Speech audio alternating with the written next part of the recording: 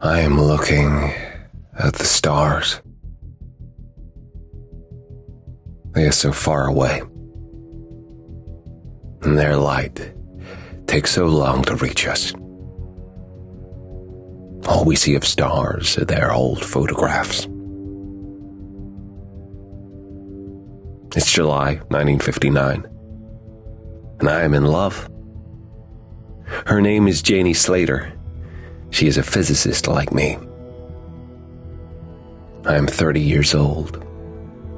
We were introduced by a good friend of mine from college, Wally Weaver. It is February 12th, 1981. Wally dies of cancer, which they now say I am the cause. That night, Janie and I make love for the first time. A month from now, the accident awaits me. I cross the room to the intrinsic field center. I find my watch. When I get to the door, Wally is turning white. I am terrified. It is May 12th, 1959, when I'm introduced to Janie. She buys me a beer, the first time a woman has done this for me. She passes me the cold, perspiring glass. Our fingers touch. I feel fear for the last time. A token funeral is held. There is nothing to bury. Janie frames the snapshot. It's the only photograph of me anyone has. The circulatory system is seen by the perimeter fence. A few days later, a partially muscled skeleton stands in a hallway and screams for a moment before vanishing.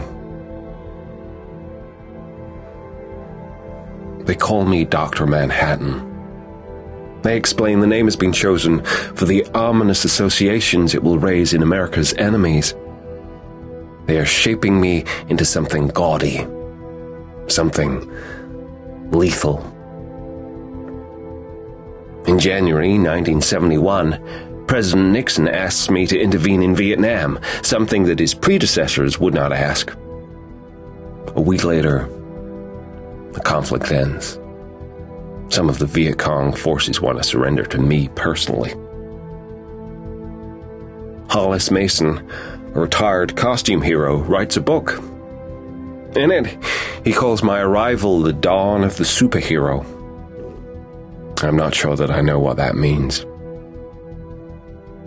It is Christmas 1963. Janie tells me she is afraid and worried.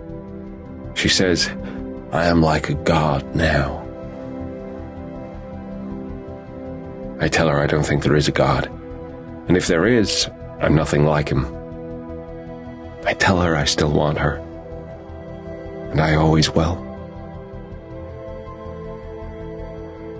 As I lie to her, it is September 4th, 1970. I am in a room full of people wearing disguises. A very young girl looks at me and smiles. She is beautiful. After each long kiss, she plants a smaller, gentler one upon my lips like a signature. Janie accuses me of jailbait. She bursts into angry tears, asking if it's because she's getting older. It's true. She's aging more noticeably every day, while I am standing still. I prefer the stillness here. I am tired of Earth, these people. I'm tired of being caught in the tangle of their lives. They claim their labors are to build a heaven, yet their heaven is populated with horrors. Perhaps the world is not made. Perhaps nothing is made. A clock without a craftsman. it's too late. Always has been, always will be. Too late.